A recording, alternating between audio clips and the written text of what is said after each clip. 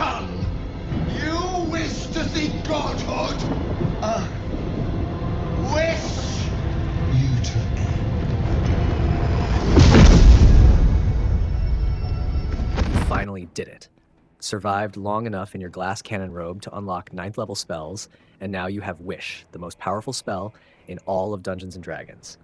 The temptation to use it for something insane is real. Rewrite history, break the game, bend the rules. But 5th edition doesn't make it that simple. Cast it carelessly and you might never cast it again. Even reality warping power comes with fine print. And then Baldur's Gate 3 throws Vlaakith in your face, casting Wish like it's no big deal. So what is Wish, really? What can it do? Where did it come from? And why does it carry so much weight in D&D lore? Before it was ever a spell you could cast, Wish was a story. The classic fantasy promise: speak a few words and reality bends to your will. And like all great fantasy stories, it came with a catch. In the earliest versions of Dungeons & Dragons, Wish wasn't something spellcasters could just prepare and use. It appeared through magical items like rings, and it was often tied to powerful beings like Jinn and Efreet. These creatures brought the myth of wish-granting genies into the game, inspired by legends like Aladdin and the 1001 Nights.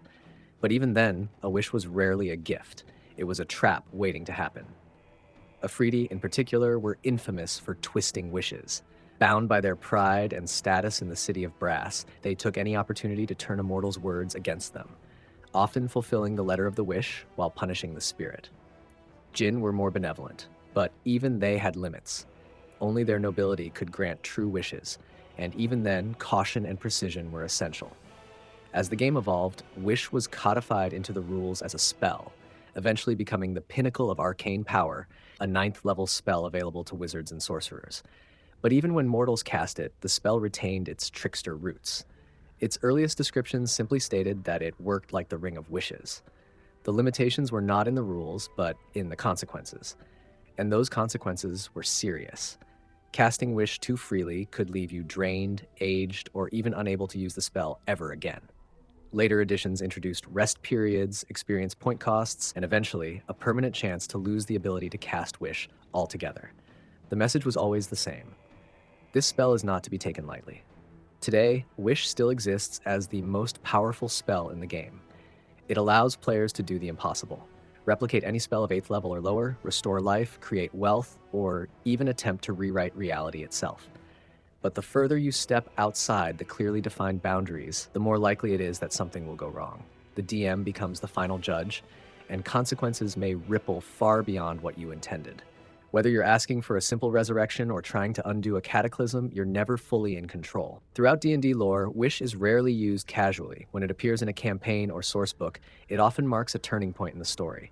In Greyhawk, the wizard Gareth Heldenster used Wish to slow his aging, allowing him to serve and protect his kingdom for generations. His use was clever and calculated, but it didn't grant him immortality.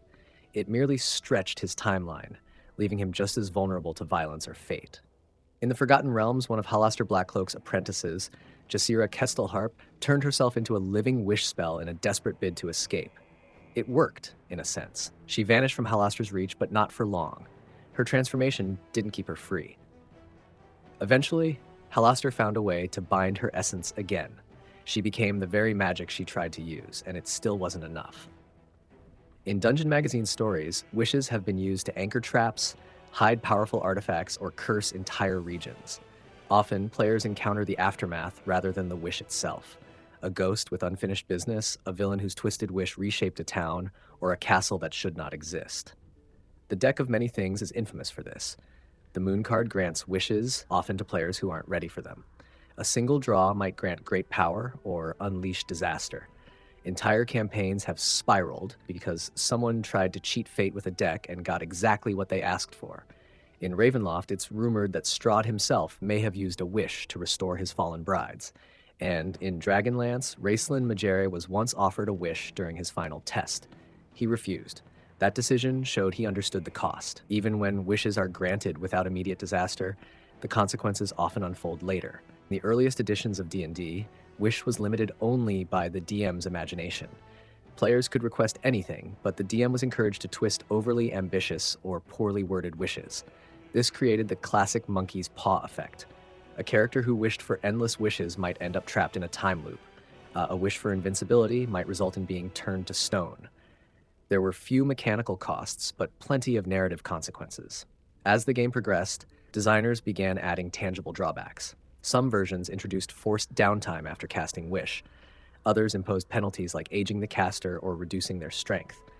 These changes reinforced the idea that magic that bends reality should come at a cost. In later editions, the spell became more structured. A list of safe, pre-approved uses was introduced. Duplicate a lower-level spell, heal a group, create an item of value. These uses were risk-free. But anything beyond that, still dangerous, still subject to the DM's interpretation, and still capable of going horribly wrong. 3rd edition added a cost in experience points, limiting how often it could be cast. 4th edition removed Wish from the standard spell list entirely, making it a rare story reward instead of a player tool. It could still appear in scrolls or artifacts, but always with narrative strings attached. 5th edition brought Wish back into players' hands, but with a twist. Safe uses are clearly defined. Attempt something wild, and you risk not only failing, but losing the ability to ever cast Wish again.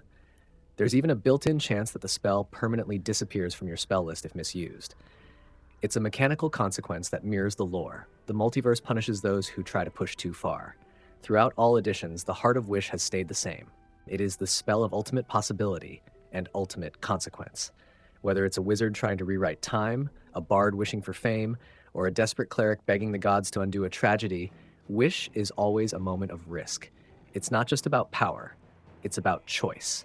And every choice has a price.